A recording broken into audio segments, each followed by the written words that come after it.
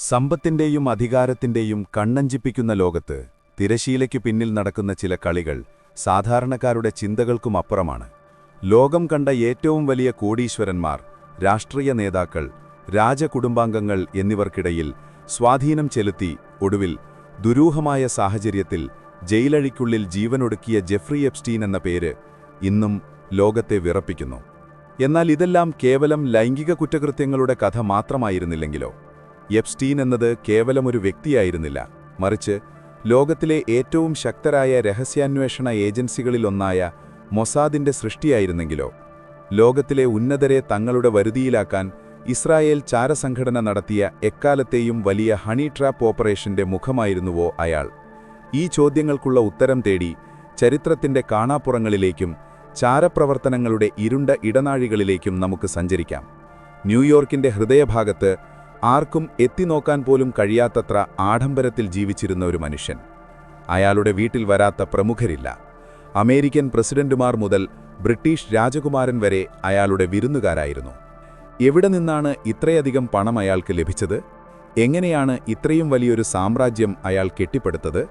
ഒരു സാധാരണ ഗണിത അധ്യാപകനായി ജീവിതം തുടങ്ങിയ എപ്സ്റ്റീൻ എങ്ങനെയാണ് ലോകത്തെ വിരൽത്തുമ്പിൽ നിയന്ത്രിക്കുന്നവരുടെ ഉറ്റതോഴനായി മാറിയത്? ഇതിനെല്ലാം പിന്നിൽ പ്രവർത്തിച്ചത് റോബർട്ട് മാക്സ്വെൽ എന്ന മറ്റൊരു നിഗൂഢ വ്യക്തിയാണെന്ന സത്യം പലരും വിസ്മരിക്കുന്നു. എപ്സ്റ്റീനിന്റെയും ഗിസ്ലെയ്ൻ മാക്സ്വെല്ലിന്റെയും കഥയ്ക്ക് പിന്നിൽ പതിറ്റാണ്ടുകൾ നീളുന്ന ചാരപ്രവർത്തനത്തിന്റെയും ബ്ലാക്ക്മെയിലിംഗിന്റെയും ഞെട്ടിക്കുന്ന ചരിത്രമുണ്ട്. ഈ കഥയുടെ വേരുകൾ ചെന്നെത്തുന്നത് ശീതയുദ്ധകാലത്തെ യൂറോപ്പിലേക്കാണ്.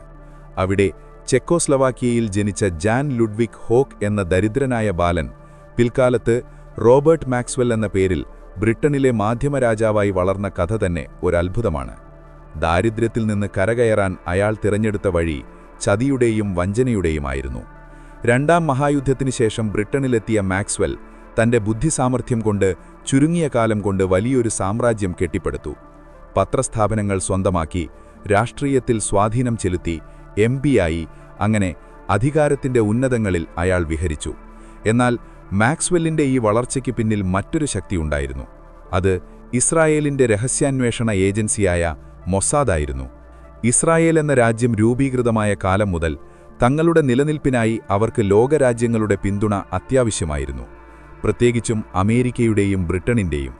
ഇതിനായി അവർ കണ്ടെത്തിയ മാർഗം ഈ രാജ്യങ്ങളിലെ ഉന്നതരുടെ രഹസ്യങ്ങൾ ചോർത്തുക എന്നതായിരുന്നു. ഇവിടെയാണ് മാക്സ്വെൽ എന്ന കണ്ണി മൊസാദിന് പ്രിയപ്പെട്ടവനാകുന്നത്. മാക്സ്വെല്ലിന് പണം വേണമായിരുന്നു, അധികാരവും ബഹുമാനവും വേണമായിരുന്നു. മൊസാദിനാകട്ടെ ലോകമെമ്പാടുമുള്ള വിവരങ്ങൾ ചോർത്താൻ കഴിവുള്ള, ആരും സംശയിക്കാത്ത ഒരു ഏജന്റും. അങ്ങനെ അവർ തമ്മിൽ ഒരു അലിഖിതമായ കരാർ രൂപപ്പെട്ടു.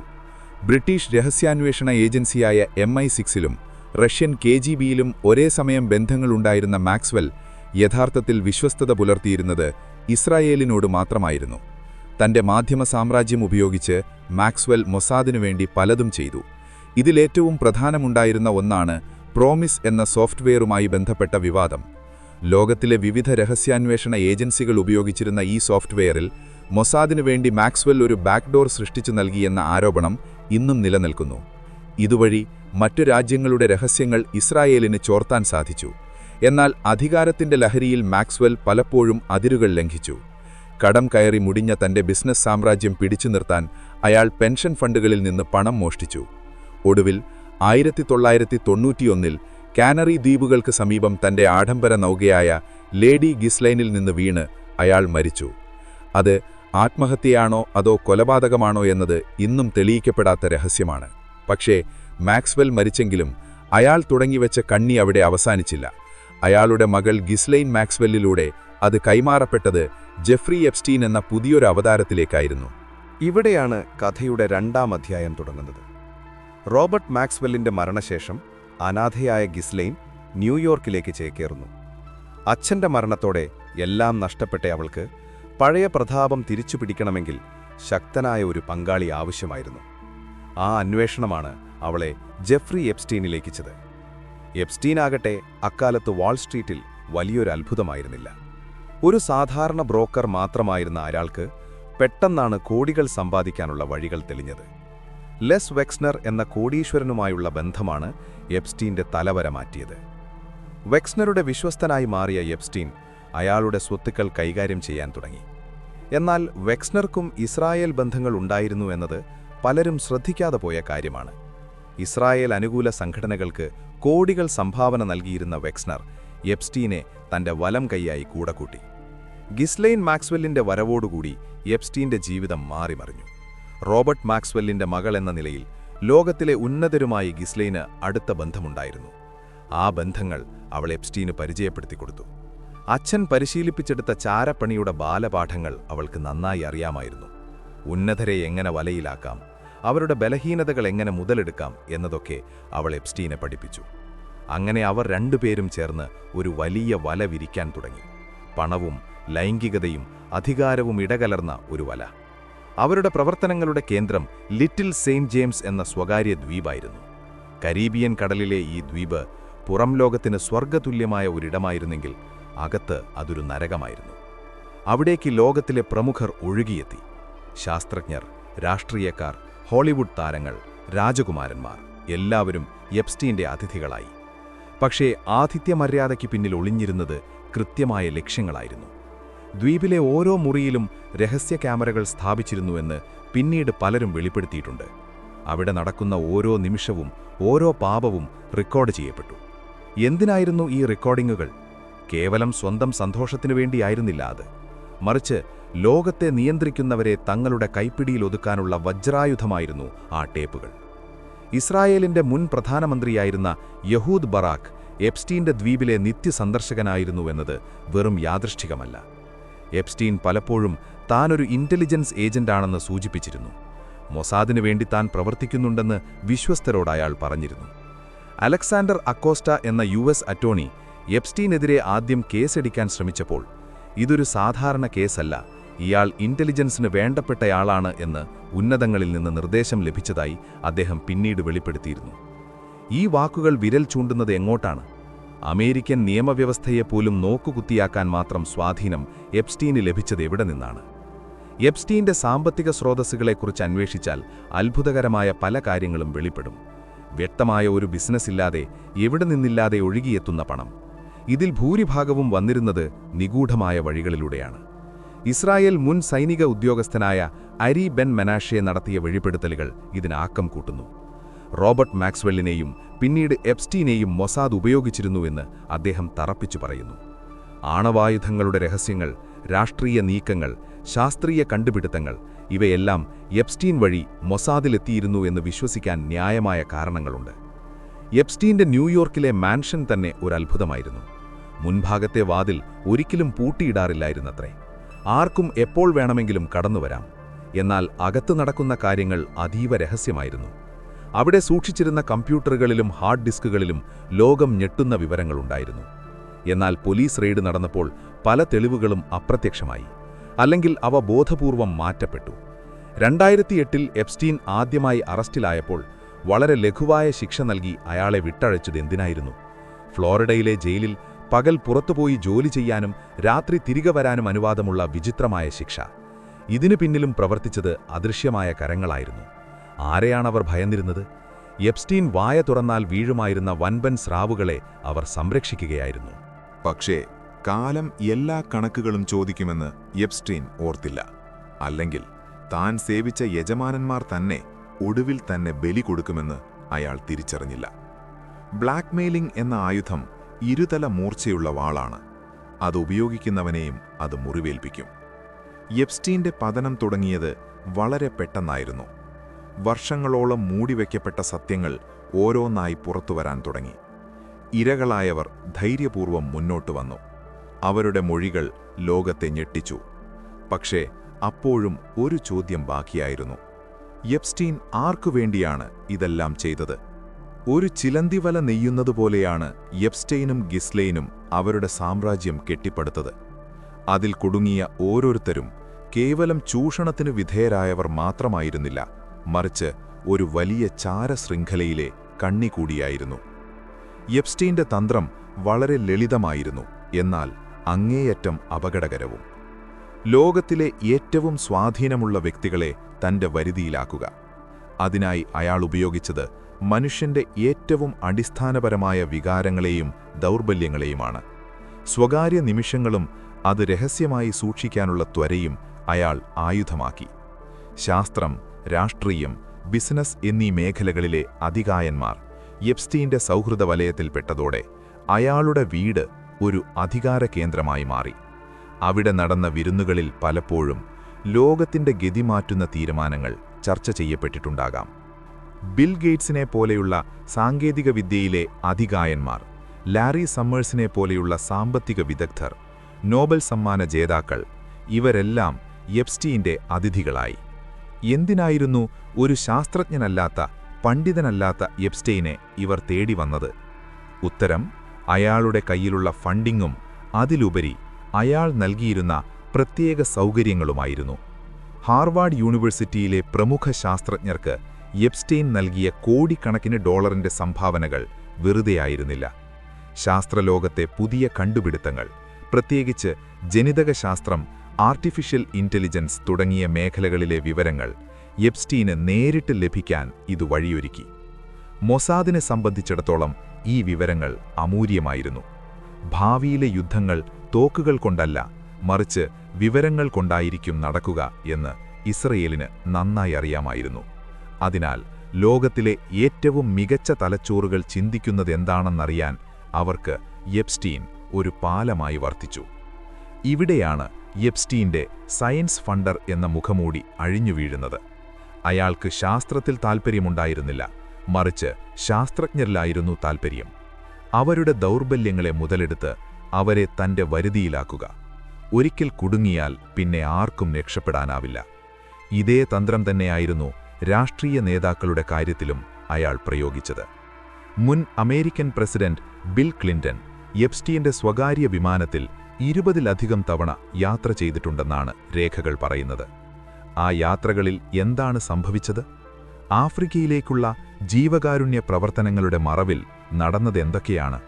ഇതിനെല്ലാം ഉത്തരം നൽകാൻ ഇന്ന് എപ്സ്റ്റീൻ ജീവിച്ചിരിപ്പില്ല. പക്ഷേ ഈ ഓപ്പറേഷന്റെ യഥാർത്ഥ സൂത്രധാരി എപ്സ്റ്റീൻ മാത്രമായിരുന്നില്ല. ഗിസ്ലെയ്ൻ മാക്സ്വെൽ എന്ന സ്ത്രീയുടെ പങ്ക് ഒരിക്കലും തള്ളിക്കളയാനാവില്ല. എപ്സ്റ്റീനെ നിയന്ത്രിച്ചിരുന്ന ഹാൻഡിലറായിരുന്നു ഗിസ്ലെയ്ൻ എന്ന് വിശ്വസിക്കുന്നവരുണ്ട്. റോബർട്ട് മാക്സ്വെല്ലിന്റെ മകളെന്ന നിലയിൽ മൊസാദുമായുള്ള ബന്ധം അവൾക്ക് രക്തത്തിൽ അലിഞ്ഞതായിരുന്നു. ആളുകളെ റിക്രൂട്ട് ചെയ്യുന്നതിൽ അവൾ കാണിച്ച മിടുക്ക് ഭയപ്പെടുത്തുന്നതായിരുന്നു. നഗരത്തിന്റെ വിവിധ ഇടങ്ങളിൽ നിന്നും അവൾ സാമ്പത്തികമായി പിന്നാക്കം നിൽക്കുന്നവരെ കണ്ടെത്തി. അവർക്ക് നല്ല വിദ്യാഭ്യാസം, പണം, മോഡലിംഗ് അവസരങ്ങൾ എന്നിവ വാഗ്ദാനം ചെയ്തു. എന്നാൽ അവരെ എത്തിച്ചത് എപ്സ്റ്റീന്റെ കെണികളിലേക്കായിരുന്നു. ഇവർ നൽകിയ മൊഴികളിൽ പറയുന്ന ഒരു കാര്യം വളരെ ശ്രദ്ധേയമാണ്. എപ്സ്റ്റീൻ പലപ്പോഴും അവരോട് ചോദിച്ചിരുന്നത് അവരുടെ സ്വകാര്യ കാര്യങ്ങൾ മാത്രമായിരുന്നില്ല. താൻ കാണാൻ പോകുന്ന പ്രമുഖരുടെ രഹസ്യങ്ങൾ, അവരുടെ സംഭാഷണങ്ങൾ എന്നിവ ചോർത്തിയെടുക്കാൻ എപ്സ്റ്റീൻ അവരെ പരിശീലിപ്പിച്ചിരുന്നുവത്രേ. നിങ്ങൾ അവരോട് സംസാരിക്കുമ്പോൾ ഈ കാര്യങ്ങൾ ചോദിക്കണം, അല്ലെങ്കിൽ അവർ ഫോണിൽ സംസാരിക്കുന്നത് ശ്രദ്ധിക്കണം എന്നിങ്ങനെയുള്ള നിർദ്ദേശങ്ങൾ എപ്സ്റ്റീൻ നൽകിയിരുന്നു. ഇത് വ്യക്തമാക്കുന്നത് അവർ അറിയാതെ തന്നെ അവരെ ചാരപ്പണിക്കുപയോഗിക്കുകയായിരുന്നു എന്നാണ്. ഇത് ഒരു തന്ത്രപരമായ കെണിയായിരുന്നു. ഇരയെ വീഴ്ത്തുക, വിവരങ്ങൾ ചോർത്തുക, ഒടുവിൽ ബ്ലാക്ക്മെയിൽ ചെയ്യുക. 2000ങ്ങളുടെ തുടക്കത്തിൽ എപ്സ്റ്റീന്റെ സ്വാധീനം അതിന്റെ ഉച്ചസ്ഥായിയിലെത്തിയിരുന്നു. ന്യൂയോർക്കിലെ മാൻഷനിൽ നടന്ന ഒരു പാർട്ടിയിൽ ബ്രിട്ടീഷ് രാജകുമാരൻ ആൻഡ്രൂവും ഒരു കൗമാരക്കാരിയായ പെൺകുട്ടിയും ഒന്നിച്ചുള്ള ചിത്രം ലോകം മുഴുവൻ കണ്ടതാണ്. ആ ചിത്രമെടുത്തത് ഗിസ്ലെയ്ൻ മാക്സ്വെൽ ആണെന്നത് യാദൃച്ഛികമല്ല. രാജകുടുംബത്തിലെ അംഗത്തെപ്പോലും കുടുക്കാൻ അവർക്ക് മടിയുണ്ടായിരുന്നില്ല. ഇസ്രയേലിനെ സംബന്ധിച്ചിടത്തോളം ബ്രിട്ടീഷ് രാജകുടുംബവുമായി നേരിട്ട് ബന്ധമുള്ളയൊരാളെ കൈപ്പിടിയിലാക്കുക എന്നത് തന്ത്രപരമായ വലിയൊരു നേട്ടമാണ്. രാജകുമാരൻ ആൻഡ്രൂ എപ്സ്റ്റീന്റെ വീട്ടിൽ താമസിച്ചിരുന്നു എന്നതും എപ്സ്റ്റീൻ ജയിലിൽ നിന്നിറങ്ങിയ ശേഷം പോലും സൗഹൃദം തുടർന്നുവെന്നതും പല സംശയങ്ങൾക്കും ഇട നൽകുന്നു. എപ്സ്റ്റീന്റെ ദ്വീപിലെ കെട്ടിടങ്ങളുടെ ഘടന പോലും വിചിത്രമായിരുന്നു. ക്ഷേത്രമെന്ന് തോന്നിക്കുന്ന ഒരു കെട്ടിടം അവിടെയുണ്ടായിരുന്നു. നീലയും വെള്ളയും വരകളുള്ള താഴികക്കുടവും വിചിത്രമായ ചിഹ്നങ്ങളും നിറഞ്ഞ ആ കെട്ടിടത്തിന് താഴെ രഹസ്യ അറകളുണ്ടായിരുന്നുവെന്ന് പറയപ്പെടുന്നു. ദ്വീപിലെത്തുന്ന അതിഥികൾക്ക് താമസിക്കാൻ പ്രത്യേകം വില്ലകൾ, സിനിമാ തിയേറ്ററുകൾ, സ്വിമ്മിംഗ് പൂളുകൾ എല്ലാം ഒരുക്കിയിരുന്നു. എന്നാൽ ഇതിനെല്ലാം ഇടയിലും കനത്ത സുരക്ഷാ സംവിധാനങ്ങളുണ്ടായിരുന്നു. മുൻ മൊസാദ് ഉദ്യോഗസ്ഥരെയും വിദേശ കൂലിപ്പടയാളികളെയുമായിരുന്നു സുരക്ഷയ്ക്കായി നിയമിച്ചിരുന്നത്. പുറത്തുനിന്ന് ആർക്കും അവിടേക്ക് കടക്കാൻ കഴിയില്ല. അകത്തുനിന്ന് രക്ഷപ്പെടാനും കഴിയില്ല. എപ്സ്റ്റീന്റെ വിമാനത്തിന്റെ പൈലറ്റ് ലോഗ് ബുക്കുകൾ പരിശോധിച്ചാൽ ഞെട്ടിക്കുന്ന പല പേരുകളും കാണാം. കെവിൻ സ്പേസിയെപ്പോലെയുള്ള നടന്മാർ, ക്രിസ് ട്രക്കർ, നവോമി ക്യാമ്പൽ തുടങ്ങിയ സൂപ്പർ മോഡലുകൾ. ഇവരെല്ലാം എന്തിനാണ് അങ്ങോട്ട് പോയത്? ഉല്ലാസത്തിനു വേണ്ടിയോ അതോ മറ്റെന്തെങ്കിലും കാര്യത്തിനോ? എപ്സ്റ്റീന്റെ പണം പലരെയും നിശബ്ദരാക്കി. തനിക്ക് ചുറ്റുമുള്ളവരെ എപ്പോഴും കടക്കണിയിലാക്കുക എന്നത് എപ്സ്റ്റീന്റെ മറ്റൊരു തന്ത്രമായിരുന്നു.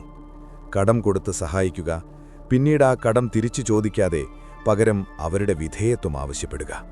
ഈ രീതിയിലൂടെയാണ് പല പ്രമുഖരും എപ്സ്റ്റീന്റെ അടിമകളായത്.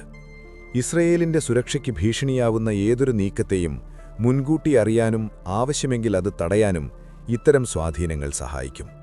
ഉദാഹരണത്തിന്, ഇറാനുമായുള്ള ആണവ കരാർ ചർച്ചകൾ നടക്കുന്ന സമയത്ത് അമേരിക്കൻ ഉദ്യോഗസ്ഥരിൽ സ്വാധീനം ചെലുത്താൻ എപ്സ്റ്റീനെ ഉപയോഗിച്ചിട്ടുണ്ടാകാം എന്ന് കരുതുന്നവരുണ്ട്. കാരണം ആ സമയത്ത് എപ്സ്റ്റീൻ പല ഉന്നതരുമായും കൂടിക്കാഴ്ചകൾ നടത്തിയിരുന്നു. ഒരു സാധാരണ പൗരന് ലഭിക്കാത്ത പരിഗണന വൈറ്റ് ഹൗസിൽ പോലും എപ്സ്റ്റീന് ലഭിച്ചിരുന്നു. ഇതെങ്ങനെ സാധ്യമായി? അയാളുടെ പിന്നിൽ ശക്തമായ ഒരു ലോബി പ്രവർത്തിച്ചിരുന്നു എന്നുറപ്പാണ്. എപ്സ്റ്റീന്റെ ടെക്നോളജിയിലുള്ള താൽപ്പര്യം വെറും കൗതുകം മാത്രമായിരുന്നില്ല. സൈബർ സുരക്ഷ, എൻക്രിപ്ഷൻ, ഡേറ്റ മൈനിംഗ് എന്നീ മേഖലകളിൽ സ്റ്റാർട്ടപ്പുകളിൽ അയാൾ നിക്ഷേപം നടത്തിയിരുന്നു. ഇസ്രയേൽ ആസ്ഥാനമായി പ്രവർത്തിക്കുന്ന പല ടെക് കമ്പനികളുമായും എപ്സ്റ്റീന് ബന്ധമുണ്ടായിരുന്നു. കാർബൈൻ 911 എന്ന ഇസ്രയേലി സ്റ്റാർട്ടപ്പിൽ എപ്സ്റ്റീൻ നിക്ഷേപം നടത്തിയിരുന്നു. മുൻ ഇസ്രയേൽ പ്രധാനമന്ത്രി യഹൂദ് ബരാക്കായിരുന്നു ഈ കമ്പനിയുടെ ചെയർമാൻ. എമർജൻസി റെസ്പോൺസ് സംവിധാനങ്ങൾ കൈകാര്യം ചെയ്യുന്ന ഈ കമ്പനിയിലൂടെ പൗരന്മാരുടെ ലൊക്കേഷൻ വിവരങ്ങളും മറ്റു സ്വകാര്യ വിവരങ്ങളും ശേഖരിക്കാൻ കഴിയും. ഇത്തരമൊരു കമ്പനിയിൽ എപ്സ്റ്റീൻ നിക്ഷേപം നടത്തിയതെന്തിനാണ്? വിവരങ്ങളായിരുന്നു അയാളുടെ കച്ചവടം. ആ വിവരങ്ങൾ ആർക്കു വേണ്ടിയാണ് അയാൾ ശേഖരിച്ചത് എന്നത് പകൽ പോലെ വ്യക്തമാണ്. പക്ഷേ അധികാരം ശാശ്വതമല്ല. എപ്സ്റ്റീന്റെ സാമ്രാജ്യത്തിന് വിള്ളലുകൾ വീഴാൻ തുടങ്ങിയത് 2005-ലാണ്. പാം ബീച്ചിലെ പോലീസ് ഡിപ്പാർട്ട്മെന്റിന് ലഭിച്ച ഒരു ഫോൺ കോൾ. ഒരു 14 വയസ്സുള്ള പെൺകുട്ടിയുടെ അമ്മയായിരുന്നു അപ്പുറത്ത്. തന്റെ മകളെ ഒരു സമ്പന്നൻ പീഡിപ്പിച്ചു എന്ന പരാതി. സാധാരണഗതിയിൽ ഇത്തരം പരാതികൾ ഒതുക്കിത്തീർക്കാൻ എപ്സ്റ്റീന് നിഷ്പ്രയാസം കഴിയുമായിരുന്നു. എന്നാൽ ഇത്തവണ കാര്യങ്ങൾ കൈവിട്ടുപോയി.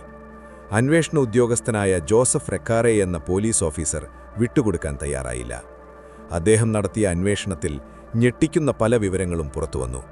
എപ്സ്റ്റീന്റെ വീട്ടിൽ നിന്ന് കണ്ടെത്തിയ നഗ്നചിത്രങ്ങൾ, മസാജ് ടേബിളുകൾ, സെക്സ് ടോയ്സ്, ഇതെല്ലാം തെളിവുകളായി മാറി. എങ്കിലും ആ സമയത്തും എപ്സ്റ്റീന്റെ സംരക്ഷകർ ഉണർന്നു പ്രവർത്തിച്ചു. ഫെഡറൽ അന്വേഷണം നടന്നിട്ടും എപ്സ്റ്റീനെതിരെ കടുത്ത നടപടികളുണ്ടായില്ല. അലക്സാണ്ടർ അക്കോസ്റ്റ എന്ന പ്രോസിക്യൂട്ടർ എപ്സ്റ്റീനുമായി ഒരു രഹസ്യധാരണയിലെത്തി. നോൺ പ്രോസിക്യൂഷൻ എഗ്രിമെന്റ്, അതായത് എപ്സ്റ്റീനെതിരെ ഫെഡറൽ കുറ്റങ്ങൾ ചുമത്തില്ല. പകരമായി അയാൾ കുറ്റസമ്മതം നടത്തുകയും ചെറിയൊരു ശിക്ഷ അനുഭവിക്കുകയും ചെയ്യണം. കൂടാതെ എപ്സ്റ്റീന്റെ കൂട്ടുപ്രതികളെയും, അതായത് ഗിസ്ലൈൻ മാക്സ്വെൽ ഉൾപ്പെടെയുള്ളവരെ ഭാവിയിൽ കേസിൽ നിന്ന് ഒഴിവാക്കും എന്നൊരു വിചിത്രമായ വ്യവസ്ഥയും അതിലുണ്ടായിരുന്നു. ചരിത്രത്തിൽ കേട്ടുകേൾവിയില്ലാത്ത ഒരു കരാർ.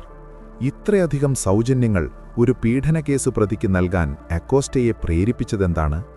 എനിക്ക് മുകളിൽ നിന്നുള്ള സമ്മർദ്ദമുണ്ടായിരുന്നു എന്ന അദ്ദേഹത്തിന്റെ വാക്കുകൾ വീണ്ടും വിരൽ ചൂണ്ടുന്നത് ഇന്റലിജൻസ് ഏജൻസികളിലേക്കാണ്. അങ്ങനെ 2008-ൽ എപ്സ്റ്റീൻ ജയിലിലായി. പക്ഷേ അതൊരു ജയിൽവാസമായിരുന്നില്ല. ആഴ്ചയിൽ 6 ദിവസം, ദിവസവും 12 മണിക്കൂർ അയാൾക്ക് പുറത്തുപോയി തന്റെ ഓഫീസിൽ ജോലി ചെയ്യാൻ അനുവാദമുണ്ടായിരുന്നു. സ്വന്തം ഡ്രൈവർ, സ്വന്തം സുരക്ഷാ ഉദ്യോഗസ്ഥർ, ജയിലിൽ നിന്ന് ഓഫീസിലേക്കും തിരിച്ചുമുള്ള യാത്ര. ഓഫീസിൽ വെച്ച് അയാൾ ആരെ കണ്ടു, എന്തു ചെയ്തു എന്ന് ആർക്കും അറിയില്ല. ഇത്രയും വലിയൊരു ആനുകൂല്യം ലഭിക്കാൻ മാത്രം എന്ത് സേവനമാണ് എപ്സ്റ്റീൻ രാജ്യത്തിന് നൽകിയത്, അഥവാ മറ്റൊരു രാജ്യത്തിന് നൽകിയത്? ആ സമയത്തും എപ്സ്റ്റീൻ തന്റെ പഴയ ഇടപാടുകൾ തുടർന്നിരുന്നു. ജയിലിൽ നിന്ന് ഇറങ്ങിയ ശേഷവും അയാൾ തന്റെ പഴയ ജീവിതത്തിലേക്ക് മടങ്ങി. എന്നാൽ ലോകം മാറുകയായിരുന്നു. മീ ടു മൂവ്മെന്റ് ശക്തി പ്രാപിച്ചു. പഴയ പാപങ്ങൾ കുഴിതോണ്ടി പുറത്തെടുക്കാൻ മാധ്യമങ്ങൾ മത്സരിച്ചു.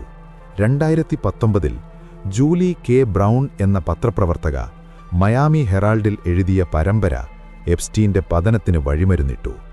പഴയ ഇരകൾ വീണ്ടും രംഗത്തു വന്നു. ഇത്തവണ അവരെ നിശബ്ദരാക്കാൻ എപ്സ്റ്റീന് കഴിഞ്ഞില്ല. ന്യൂയോർക്കിലെ വിമാനത്താവളത്തിൽ വെച്ച് പാരീസിൽ നിന്ന് മടങ്ങിയെത്തിയ എപ്സ്റ്റീനെ FBI അറസ്റ്റ് ചെയ്തു. ഇത്തവണ കാര്യങ്ങൾ ഗുരുതരമായിരുന്നു. ജാമ്യം നിഷേധിക്കപ്പെട്ടു.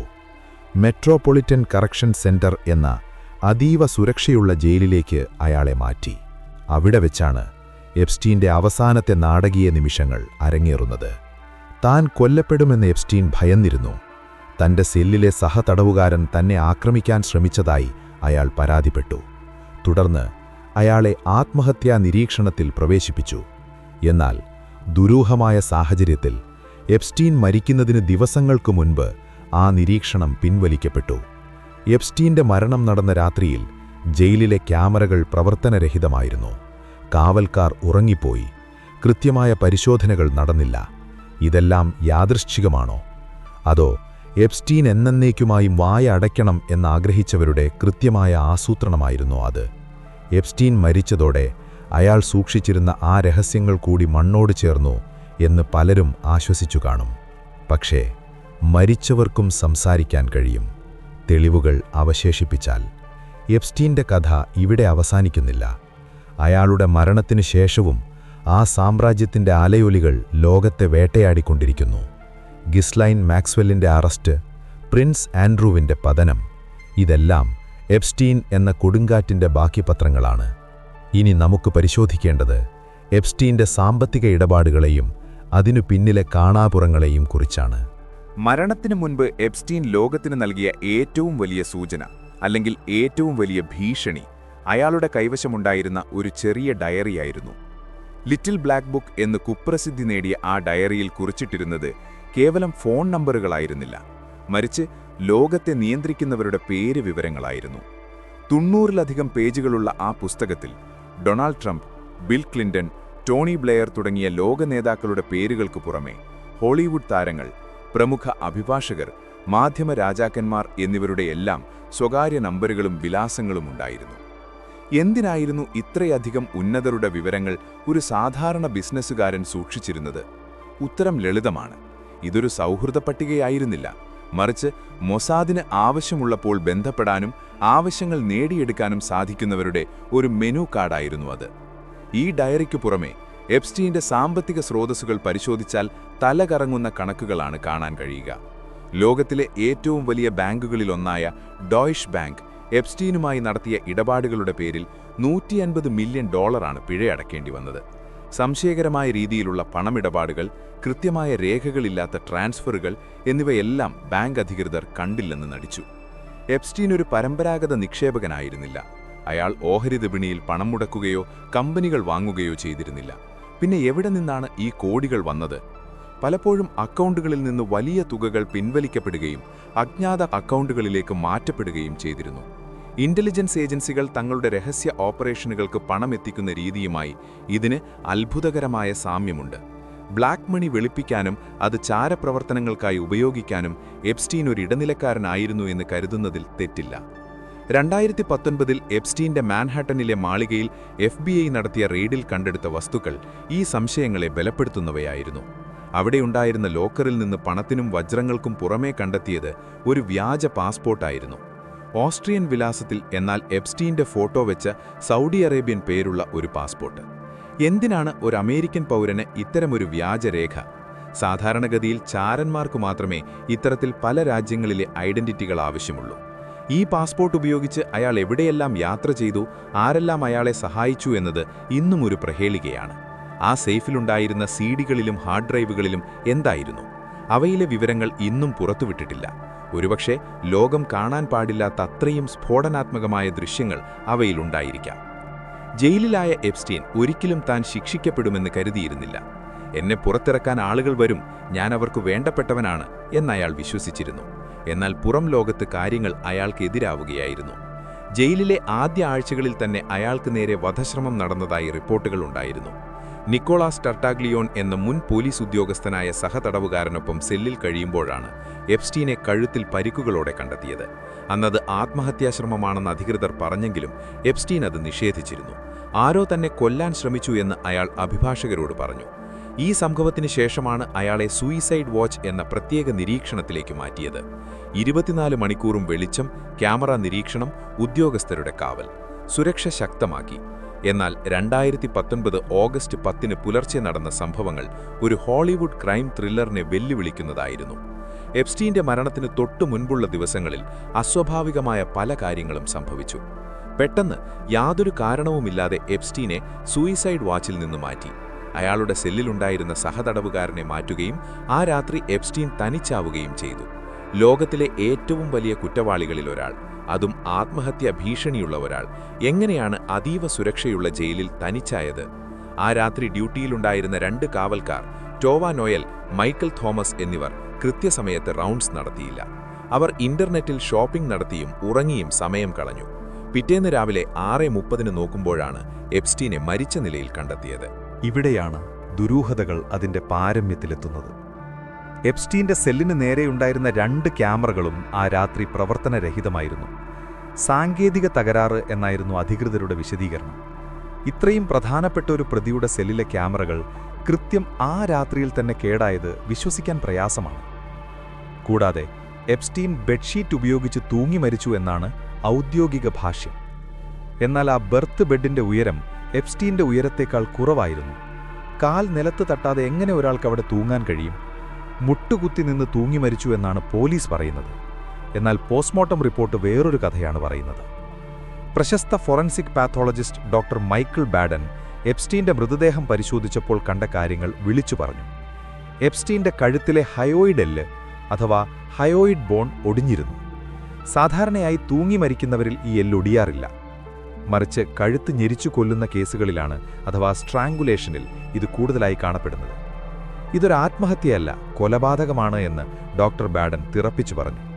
കൂടാതെ എപ്സ്റ്റീന്റെ കണ്ണുകളിലെ രക്തസ്രാവം, കഴുത്തിലെ പാടുകൾ എന്നിവയെല്ലാം വിരൽ ചൂണ്ടുന്നത് ബലപ്രയോഗത്തിലേക്കാണ്.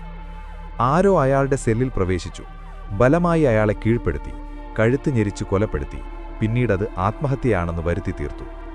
ആരാണത് ചെയ്തത്? ജയിലിലെ സുരക്ഷാ സംവിധാനങ്ങൾ മറികടക്കണമെങ്കിൽ ഉന്നത തലത്തിലുള്ള ഒത്താശയില്ലാതെ സാധിക്കില്ല. ജയിലിലെ ഉദ്യോഗസ്ഥർക്ക് പണം നൽകിയോ അല്ലെങ്കിൽ ഉന്നതങ്ങളിൽ നിന്ന് ഉത്തരവ് നൽകിയോ ഇത് നടപ്പാക്കിയിരിക്കാം. എപ്സ്റ്റീൻ മരിച്ചു എന്ന വാർത്ത പുറത്തുവന്ന ഉടനെ 4chan എന്ന വെബ്സൈറ്റിൽ മരണവിവരം ഔദ്യോഗികമായി പ്രഖ്യാപിക്കുന്നതിന് മുൻപേ ലീക്ക് ചെയ്യപ്പെട്ടു. ആൾ മരിച്ചു, ഇനി കുഴപ്പമില്ല എന്ന രീതിയിലുള്ള സന്ദേശങ്ങൾ പ്രചരിച്ചു. ഇത് സൂചിപ്പിക്കുന്നത് ഇതൊരു മുൻകൂട്ടി നിശ്ചയിച്ച ഓപ്പറേഷനായിരുന്നു എന്നാണ്. എപ്സ്റ്റീൻ മരിച്ചത് പലർക്കും ആശ്വാസമായിരുന്നു. അയാൾ വായ് തുറന്നിരുന്നെങ്കിൽ പല വമ്പൻ വിഗ്രഹങ്ങളും ഉടഞ്ഞു വീഴുമായിരുന്നു. ഇസ്രയേൽ മൊസാദിനെ സംബന്ധിച്ചിടത്തോളം എപ്സ്റ്റീൻ ഒരു ബാധ്യതയായി മാറിയിരുന്നു. പിടിക്കപ്പെട്ട ചാരൻ ഉപയോഗശൂന്യനാണ്. അയാൾ രഹസ്യങ്ങൾ വെളിപ്പെടുത്താൻ സാധ്യതയുണ്ടെങ്കിൽ അയാൾ അപകടകാരിയുമാണ്. ചരിത്രത്തിലുടനീളം മൊസാദ് തങ്ങളുടെ രഹസ്യങ്ങൾ സംരക്ഷിക്കാൻ ക്രൂരമായ വഴികൾ സ്വീകരിച്ചിട്ടുണ്ട്. എപ്സ്റ്റീന്റെ കാര്യത്തിലും സംഭവിച്ചത് അതുതന്നെയാകാം. Dead men tell no tales, മരിച്ചവർ കഥകൾ പറയില്ല എന്ന പഴഞ്ചൊല്ല് ഇവിടെ അർത്ഥവത്താകുന്നു.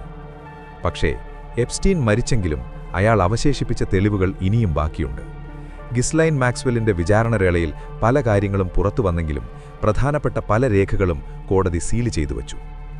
ആരെയാണവർ സംരക്ഷിക്കുന്നത്? എപ്സ്റ്റീൻ മാക്സ്വെൽ കൂട്ടുകെട്ടിന്റെ ഇരകളായ പെൺകുട്ടികൾക്ക് നീതി ലഭിച്ചോ? ഇല്ല എന്ന് തന്നെ പറയേണ്ടി വരും. എപ്സ്റ്റീന്റെ സ്വത്തുക്കൾ വീതം വയ്ക്കപ്പെട്ടു, ഇരകൾക്ക് നഷ്ടപരിഹാരം നൽകി വായടപ്പിച്ചു. എന്നാൽ സത്യം ഇന്നും ഇരുളിൽ തന്നെയാണ്. ഈ സംഭവവികാസങ്ങളെല്ലാം കൂട്ടി വായിക്കുമ്പോൾ ലഭിക്കുന്ന ചിത്രം ഭയപ്പെടുത്തുന്നതാണ്.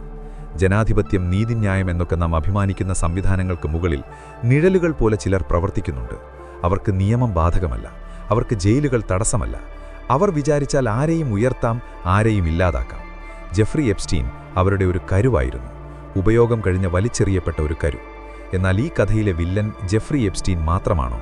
അതോ അയാൾക്ക് സൗകര്യങ്ങൾ ചെയ്തു കൊടുത്ത, അയാളുടെ പാപങ്ങളിൽ പങ്കുചേർന്ന ആ വമ്പന്മാർ ഇന്നും സുരക്ഷിതരായി നമ്മുടെ കൺമുന്നിൽ ചിരിച്ചുകൊണ്ട് നടക്കുന്നുണ്ടോ? അടുത്തതായി നമുക്ക് പരിശോധിക്കേണ്ടത് എപ്സ്റ്റീന്റെ മരണശേഷം നടന്ന ഞെട്ടിക്കുന്ന നീക്കങ്ങളെക്കുറിച്ചാണ്. ബാങ്കുകൾ, അഭിഭാഷകർ, എസ്റ്റേറ്റ് നടത്തിപ്പുകാർ, എങ്ങനെയാണ് എപ്സ്റ്റീന്റെ സാമ്രാജ്യം ഇല്ലാതാക്കപ്പെട്ടത്? മൊസാദ് ഇതിൽ നിന്നെങ്ങനെയാണ് കൈ കഴുകിയത്? ഒരു കപ്പൽ മുങ്ങുമ്പോൾ ആദ്യം രക്ഷപ്പെടുന്നത് എലികളാണെന്ന് പറയാറുണ്ട്. എപ്സ്റ്റീൻ എന്ന കപ്പൽ മുങ്ങിയപ്പോൾ അതിലുണ്ടായിരുന്ന വമ്പൻ സ്രാവുകൾ എങ്ങോട്ടാണ് അപ്രത്യക്ഷമായത്? എപ്സ്റ്റീന്റെ മരണം ഒരു അന്ത്യമായിരുന്നില്ല, മറിച്ച് ഒരു വലിയ ശുചീകരണ പ്രക്രിയയുടെ തുടക്കമായിരുന്നു. ജയിലിലെ ആ ഇരുണ്ട മുറിയിൽ എപ്സ്റ്റീൻ അവസാന ശ്വാസം വലിച്ച നിമിഷം മുതൽ പുറം ലോകത്ത് ആയിരക്കണക്കിന് രേഖകൾ നശിപ്പിക്കപ്പെടുകയും ഹാർഡ് ഡിസ്കുകൾ മായ്ച്ചു കളയുകയും സാക്ഷികൾ നിശബ്ദരാക്കപ്പെടുകയും ചെയ്തു.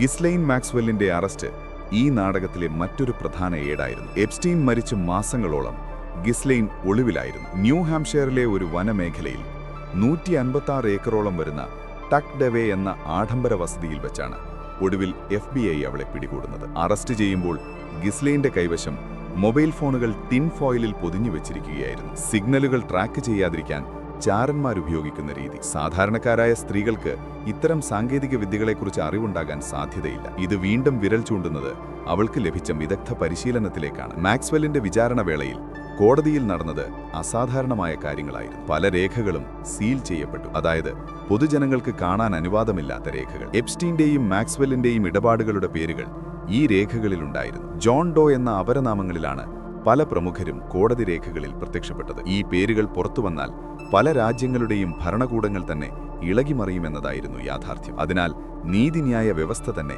ഈ രേഖകൾ രഹസ്യമായി സൂക്ഷിക്കാൻ കൂട്ടുനിന്നു. മാക്സ്വെല്ലിന് 20 വർഷത്തെ തടവ് ശിക്ഷ ലഭിച്ചെങ്കിലും അവൾ ഒരിക്കലും തന്റെ ക്ലയന്റുകളുടെ പേരുകൾ വെളിപ്പെടുത്തിയില്ല. ആ മൗനത്തിന് പിന്നിൽ വലിയൊരു വിലപേശൽ നടന്നിട്ടുണ്ടാകാം. അവളുടെ ജീവൻ നിലനിർത്താനുള്ള വിലയായിരുന്നു ആ മൗനം. ഈ സംഭവ വികാസങ്ങളെല്ലാം നടക്കുമ്പോൾ മൊസാദ് എവിടെയായിരുന്നു?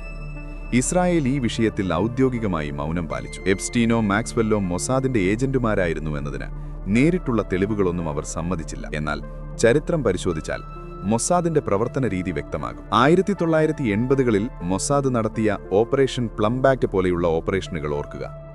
ആണവായുധങ്ങൾ നിർമ്മിക്കാൻ ആവശ്യമായ യുറേനിയം കടത്താൻ അവർ നടത്തിയ നാടകങ്ങൾ. ആവശ്യമുള്ളപ്പോൾ ആളുകളെ ഉപയോഗിക്കുക, ആവശ്യം കഴിയുമ്പോൾ അവരെ തള്ളിപ്പറയുക എന്നത് ഇന്റലിജൻസ് ഏജൻസികളുടെ സ്ഥിരം പരിപാടിയാണ്. ജൊനാഥൻ പൊള്ളാർഡ് എന്ന അമേരിക്കൻ നേവി ഉദ്യോഗസ്ഥൻ ഇസ്രായേലിനു വേണ്ടി ചാരപ്പണി നടത്തി പിടിക്കപ്പെട്ടപ്പോൾ വർഷങ്ങളോളം ഇസ്രായേൽ അത് നിഷേധിച്ചിരുന്നു. എപ്സ്റ്റീന്റെ കാര്യത്തിലും സംഭവിക്കുന്നത് ഇതുതന്നെയാണ്. എപ്സ്റ്റീന്റെ എസ്റ്റേറ്റ് നടത്തിപ്പുകാർ അയാളുടെ സ്വത്തുക്കൾ വിറ്റുതുലയ്ക്കാൻ തിടുക്കം കാണിച്ചു. ന്യൂയോർക്കിലെ മാൻഷനും പാംബീസിലെ വില്ലയും പീഡോഫിൽ ഐലൻഡ് എന്നറിയപ്പെട്ട ലിറ്റിൽ സെന്റ് ജെയിംസും എല്ലാം വിൽക്കപ്പെട്ടു. ഈ ഇടപാടുകളിലൂടെ ലഭിച്ച പണം എങ്ങോട്ടാണ് പോയത്? ഇരകൾക്ക് നഷ്ടപരിഹാരം നൽകാനെന്ന വ്യാജവേണിയെ രൂപീകരിച്ച ഫണ്ടിലേക്ക് കുറച്ചു പണം പോയി. എങ്കിലും ബാക്കി തുക അജ്ഞാതമായ വഴികളിലൂടെ അപ്രത്യക്ഷമായി. ഒരു സാമ്രാജ്യം തന്നെ അപ്പാടെ മായ്ച്ചു കഴിഞ്ഞപ്പെട്ടു. തെളിവുകൾ അവശേഷിപ്പിക്കാതിരിക്കാൻ കെട്ടിടങ്ങൾ പൊളിച്ചുമാറ്റി. ആ ദേവാലയ സമാനമായ കെട്ടിടത്തിന്റെ താഴികക്കൂടം എപ്സ്റ്റീൻ മരിക്കുന്നതിന് മുമ്പ് നീക്കം ചെയ്തിരുന്നു. അവിടെയുണ്ടായിരുന്ന ഭൂഗർഭ അറകൾ കോൺക്രീറ്റ് ഇട്ട് മൂടി. ഇനി ആർക്കും അവിടെ കുഴിച്ചു നോക്കാൻ കഴിയില്ല. മാധ്യമങ്ങളുടെ പങ്കും ഇവിടെ സംശയാസ്പദമാണ്. എപ്സ്റ്റീന്റെ മരണവാർത്ത വന്നപ്പോൾ അത് വലിയ തലക്കെട്ടായെങ്കിലും അതിന് പിന്നിലെ ഗൂഢാലോചനകളെക്കുറിച്ച് കാര്യമായ അന്വേഷണങ്ങൾ നടന്നില്ല. ഗൂഢാലോചന സിദ്ധാന്തങ്ങളെന്ന് മുദ്രകുത്തി പല സത്യങ്ങളെയും തള്ളിക്കളയാൻ ശ്രമം നടന്നു. മുഖ്യധാരാ മാധ്യമങ്ങൾ പലതും എപ്സ്റ്റീനുമായി ബന്ധമുള്ള കോർപ്പറേറ്റുകളുടെ ഉടമസ്ഥതയിലുള്ളതാണ്. ABC ന്യൂസിന്റെ അവതാരിക ഏമി റോബക്ക് തനിക്ക് വർഷങ്ങൾക്ക് മുൻപ് തന്നെ എപ്സ്റ്റീനെക്കുറിച്ചുള്ള വിവരങ്ങൾ ലഭിച്ചിരുന്നു എന്നും അത് സംപ്രേഷണം ചെയ്യാൻ ചാനൽ അധികൃതർ അനുവദിച്ചില്ല എന്നും വെളിപ്പെടുത്തിയത് വലിയ വിവാദമായിരുന്നു. ബ്രിട്ടീഷ് രാജകുമാരനെ രക്ഷിക്കാൻ മാധ്യമങ്ങൾ നടത്തിയ ശ്രമങ്ങളും നാം കണ്ടു. ഈ കഥയിൽ ഇനിയും ഉത്തരം കിട്ടാത്ത ഒരുപാട് ചോദ്യങ്ങളുണ്ട്.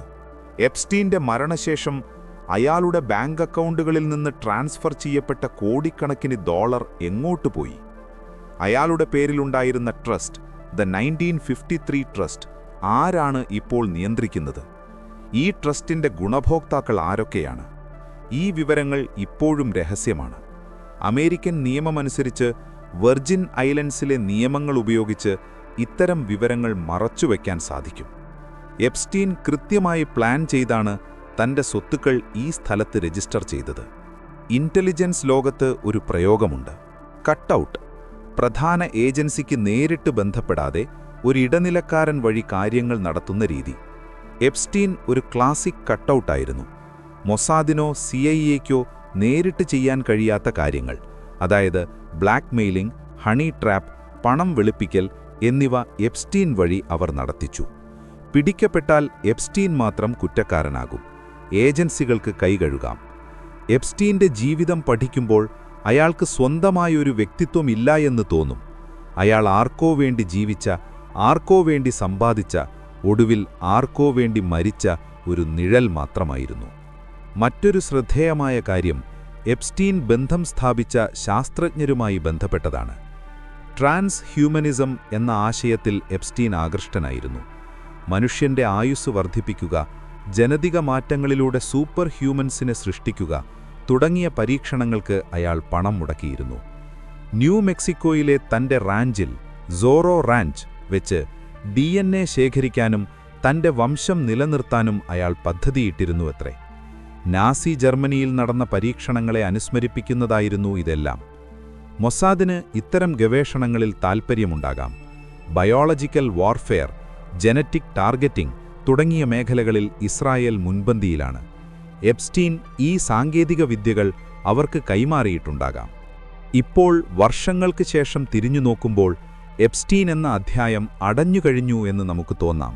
എന്നാൽ അത് പൂർണ്ണമായും ശരിയല്ല. എപ്സ്റ്റീൻ ശേഖരിച്ച വിവരങ്ങൾ ഇപ്പോഴും എവിടെയോ സുരക്ഷിതമായിരിക്കുന്നുണ്ട്. അത് കൈവശം വെച്ചിരിക്കുന്നവർക്ക് ലോകത്തെ നിയന്ത്രിക്കാനുള്ള ശേഷിയുണ്ട്. ഒരുപക്ഷേ ഇപ്പോൾ നടക്കുന്ന പല രാഷ്ട്രീയ നീക്കങ്ങൾക്കു പിന്നിലും, യുദ്ധങ്ങൾക്കു പിന്നിലും, സാമ്പത്തിക പ്രതിസന്ധികൾക്കു പിന്നിലും ആ ബ്ലാക്ക് ബുക്കിന്റെ സ്വാധീനമുണ്ടാകാം. ഭീഷണിപ്പെടുത്തി നേടിയെടുക്കുന്ന തീരുമാനങ്ങൾ ജനാധിപത്യത്തെ അട്ടിമറിക്കുന്നു. നമ്മൾ കാണുന്ന വാർത്തകൾ, നമ്മൾ അറിയുന്ന സത്യങ്ങൾ, ഇവയെല്ലാം നിയന്ത്രിക്കപ്പെടുന്നത് തിരശീലയ്ക്കു പിന്നിലെ ഇത്തരം ശക്തികളാലാണ്.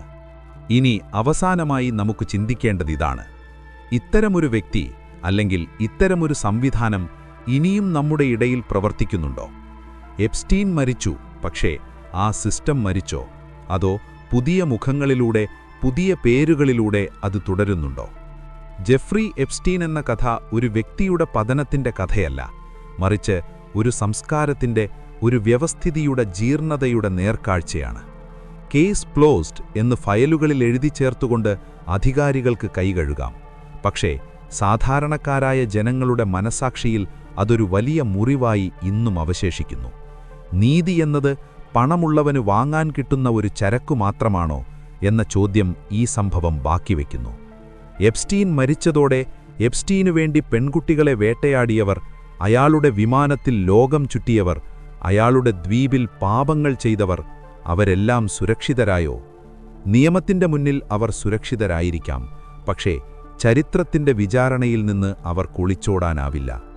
നമ്മൾ മനസ്സിലാക്കേണ്ട ഏറ്റവും പ്രധാനപ്പെട്ട കാര്യം, എപ്സ്റ്റീൻ എന്ന വ്യക്തി ഒരു ഗ്ലിച്ച് ആയിരുന്നില്ല, മറിച്ച് ഈ സിസ്റ്റത്തിന്റെ ഒരു ഫീച്ചറായിരുന്നു. ആഗോള സമ്പദ്വ്യവസ്ഥയുടെയും രാഷ്ട്രീയത്തിന്റെയും ഇരുണ്ട വശങ്ങളിൽ ഇത്തരം എപ്സ്റ്റീൻമാർ എക്കാലത്തുമുണ്ടായിരുന്നു.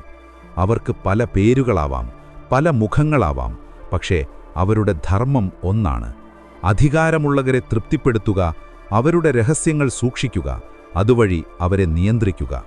ശീതകാലത്ത് ചാരസംഘടനകൾ ഉപയോഗിച്ചിരുന്ന അതേ തന്ത്രങ്ങൾ ഡിജിറ്റൽ യുഗത്തിൽ കൂടുതൽ അപകടകരമായ രീതിയിൽ അവർ ഉപയോഗിക്കുന്നു എന്നുമാത്രം. ഇസ്രായേൽ എന്ന കൊച്ചു രാജ്യം തങ്ങളുടെ നിലനിൽപ്പിനായി എന്തും ചെയ്യും എന്ന് പലതവണ തെളിയിച്ചിട്ടുണ്ട്. അവരുടെ വീക്ഷണകോണിൽ നോക്കുമ്പോൾ എപ്സ്റ്റീൻ ഒരു ദേശനാഗരികനായ പോരാളിയായിരിക്കാം, സ്വന്തം രാജ്യത്തിന്റെ സുരക്ഷയ്ക്കായി ധാർമ്മികതയുടെ അതിരുകൾ ലംഘിക്കാൻ തയ്യാറായ ഒരു ചാരൻ. By way of deception thou shalt do war എന്നതാണ് മൊസാദിന്റെ മുദ്രാവാക്യം. ആ മുദ്രാവാക്യത്തിന്റെ ഏറ്റവും വികൃതമായ ആവിഷ്കാരമായിരുന്നു എപ്സ്റ്റീന്റെ ജീവിതം. അമേരിക്കൻ രാഷ്ട്രീയത്തെയും പാശ്ചാത്യ ലോകത്തെയും തങ്ങളുടെ വരുതിയിൽ നിർത്താൻ അവർ നടത്തിയ നീക്കം വിജയിച്ചോ? എപ്സ്റ്റീൻ മരിച്ചെങ്കിലും അയാൾ ശേഖരിച്ച വിവരങ്ങൾ ഇസ്രായേലിന്റെ കൈവശം സുരക്ഷിതമാണെങ്കിൽ ഉത്തരം അതെ എന്നു തന്നെയാണ്. ഇന്ന് നമ്മൾ കാണുന്ന പല ലോക നേതാക്കളുടെയും തീരുമാനങ്ങൾക്ക് പിന്നിൽ അവരുടെ പഴയകാല പാപങ്ങളുടെ നിഴലുകളുണ്ടാകാം. ഒരു ഭരണാധികാരി പെട്ടെന്ന് തന്റെ നയങ്ങൾ മാറ്റുമ്പോൾ, അല്ലെങ്കിൽ ഒരു രാജ്യം അപ്രതീക്ഷിതമായി മറ്റൊരു രാജ്യത്തിന് പിന്തുണ പ്രഖ്യാപിക്കുമ്പോൾ നമ്മൾ സംശയിക്കണം. അത് അവരുടെ സ്വതന്ത്രമായ തീരുമാനമാണോ, അതോ എവിടെയോ ഇരുന്നുകൊണ്ട് ആരെങ്കിലും ഒരു പഴയ വീഡിയോ ടേപ്പ് കാണിച്ച് ഭീഷണിപ്പെടുത്തുന്നതാണോ? കോംബ്രോമാറ്റ് എന്ന റഷ്യൻ വാക്ക് ഇന്ന് ആഗോള രാഷ്ട്രീയത്തിൽ വളരെ പ്രസക്തമാണ്. എതിരാളിയെ നാണം കെടുത്താൻ ഉപയോഗിക്കാവുന്ന രഹസ്യവിവരങ്ങൾ. എപ്സ്റ്റീൻ നിർമ്മിച്ചത് ലോകത്തിലെ ഏറ്റവും വലിയ കോംബ്രോമാറ്റ് ഫാക്ടറിയായിരുന്നു. ഈ കഥ നമ്മെ പഠിപ്പിക്കുന്ന മറ്റൊരു പാഠം, സമ്പത്തിന്റെയും അധികാരത്തിന്റെയും ലഹരി മനുഷ്യനെ എങ്ങനെയെല്ലാം മാറ്റുമെന്നതാണ്. ദൈവമാകാൻ ആഗ്രഹിച്ചവരായിരുന്നു എപ്സ്റ്റീന്റെ സുഹൃത്തുക്കൾ. സാധാരണ നിയമങ്ങൾ തങ്ങൾക്ക് ബാധകമല്ലെന്ന് അവർ വിശ്വസിച്ചു. ശാസ്ത്രത്തിലൂടെ മരണത്തെ തോൽപ്പിക്കാനും ജനതിക മാറ്റങ്ങളിലൂടെ പുതിയ മനുഷ്യരാശിയെ സൃഷ്ടിക്കാനും അവർ മോഹിച്ചു. അവരുടെ ഈ ഗോഡ് കോംപ്ലക്സ് മുതലെടുത്താണ് എപ്സ്റ്റീൻ അവരെ കെണിയിൽ വീഴ്ത്തിയത്. നിങ്ങൾ ദൈവങ്ങളാണ്, നിങ്ങൾക്ക് എന്തും ചെയ്യാം എന്ന് പറഞ്ഞ് അയാൾ അവരെ പാപങ്ങളിലേക്ക് നയിച്ചു. ഒടുവിൽ ആ പാപങ്ങൾ തന്നെ അവരുടെ കഴുത്തിൽ കുരുക്കായി മാറി. ഇരകളെക്കുറിച്ച് നമ്മൾ ഇനിയും സംസാരിക്കേണ്ടതുണ്ട്. എപ്സ്റ്റീൻ എന്ന രാക്ഷസനെക്കുറിച്ച് പറയുമ്പോൾ പലപ്പോഴും നമ്മൾ മറന്നുപോകുന്നത് ആ പെൺകുട്ടികളുടെ മുഖങ്ങളാണ്. നഷ്ടപ്പെട്ട ബാല്യം, തകർന്ന സ്വപ്നങ്ങൾ, വേട്ടയാടപ്പെട്ട ജീവിതങ്ങൾ. അവർക്ക് ലഭിച്ച പണം കൊണ്ടൊന്നും ആ മുറിവുകൾ ഉണങ്ങില്ല. അവർക്ക് വേണ്ടത് പണമായിരുന്നു എന്നു പറഞ്ഞ് അവരെ അപമാനിക്കാൻ ശ്രമിച്ചവരുണ്ട്. എന്നാൽ സത്യം വിളിച്ചു പറയാൻ അവർ കാണിച്ച ധൈര്യമാണ് എപ്സ്റ്റീന്റെ സാമ്രാജ്യം തകർത്തത്. അല്ലെങ്കിൽ ഇന്നും അയാൾ ആ ദ്വീപിലിരുന്ന് ലോകത്തെ നിയന്ത്രിക്കുമായിരുന്നു. ആ പെൺകുട്ടികൾ കേവലം ഇരകളല്ല, അതിജീവിച്ചവരാണ്. അവർ പോരാളികളാണ്. എപ്സ്റ്റീന്റെ മരണം ഒരു അന്ത്യമല്ല, മറിച്ച് ഒരു മുന്നറിയിപ്പാണ്. നമ്മുടെ ലോകം എത്രത്തോളം ദുർബലമാണെന്ന മുന്നറിയിപ്പ്. നമ്മുടെ സ്വകാര്യത, നമ്മുടെ വിവരങ്ങൾ, നമ്മുടെ ജനാധിപത്യം എല്ലാം എത്ര പെട്ടെന്നാണ് അട്ടിമറിക്കപ്പെടുന്നത്. എപ്സ്റ്റീൻ പഴയകാലത്തെ രീതിയിൽ കെണികളൊരുക്കിയെങ്കിൽ പുതിയ കാലത്തെ എപ്സ്റ്റീൻമാർ അൽഗോരിതങ്ങളിലൂടെയാണ് നമ്മളെ വേട്ടയാടുന്നത്. കാർബൈൻ 911 പോലെയുള്ള കമ്പനികളിലൂടെ നമ്മുടെ ഓരോ ശ്വാസവും അവർ ട്രാക്ക് ചെയ്യുന്നു. ഈ ഡോക്യുമെന്ററി അവസാനിക്കുമ്പോൾ ഒരു ചോദ്യം നിങ്ങളുടെ മനസ്സിൽ അവശേഷിപ്പിക്കാൻ ഞാൻ ആഗ്രഹിക്കുന്നു. എപ്സ്റ്റീൻ എന്ന മനുഷ്യൻ മരിച്ചു, അയാളുടെ ശരീരം അടക്കം ചെയ്യപ്പെട്ടു. പക്ഷേ അയാൾ പ്രതിനിധാനം ചെയ്ത ആ ശക്തി, അത് മരിച്ചോ? അതോ ന്യൂയോർക്കിലെ ഏതോ പെൻറ്റ്ഹൗസിലോ, ലണ്ടനിലെ ഏതോ കൊട്ടാരത്തിലോ, അല്ലെങ്കിൽ തെല്ലവീവിലെ ഏതോ രഹസ്യ കേന്ദ്രത്തിലോ ഇരുന്ന് പുതിയൊരു എപ്സ്റ്റീൻ അടുത്ത വല നെയ്യുകയാണോ? ആ ബ്ലാക്ക് ബുക്കിലെ പേരുകാർ ഇപ്പോഴും അധികാരത്തിലുണ്ട്. ആ ടേപ്പുകൾ ഇപ്പോഴും എവിടെയോ ഉണ്ട്. ഇതൊരു ഗൂഢാലോചനാ സിദ്ധാന്തമല്ല. നമ്മുടെ കൺമുന്നിൽ തെളിവുകളോടെ നടന്ന, എന്നാൽ നമ്മൾ വിശ്വസിക്കാൻ മടിക്കുന്ന യാഥാർത്ഥ്യമാണ്. സത്യം പലപ്പോഴും ഭാവനയേക്കാൾ വിചിത്രമായിരിക്കും എന്ന് പറയാറുണ്ട്. ജെഫ്രി എപ്സ്റ്റീന്റെ ജീവിതം അത് അക്ഷരം പ്രതി ശരിവെക്കുന്നു. കണ്ണുകൾ തുറന്നിരിക്കുക, കാരണം തിരശ്ശീലയ്ക്ക് പിന്നിൽ നടക്കുന്ന നാടകങ്ങൾ അവസാനിക്കുന്നില്ല. വേഷങ്ങൾ മാറുന്നു, നടന്മാർ മാറുന്നു, പക്ഷേ കളി തുടർന്നുകൊണ്ടേയിരിക്കുന്നു. ഈ കഥ ഇവിടെ അവസാനിക്കുന്നില്ല. സത്യം അതെത്ര ആഴത്തിൽ കുഴിച്ചിട്ടാലും എന്നെങ്കിലും മുള പൊട്ടി പുറത്തുവരും. അതുവരെ നമ്മൾ കാത്തിരിക്കുക, ജാഗ്രതയോടെ.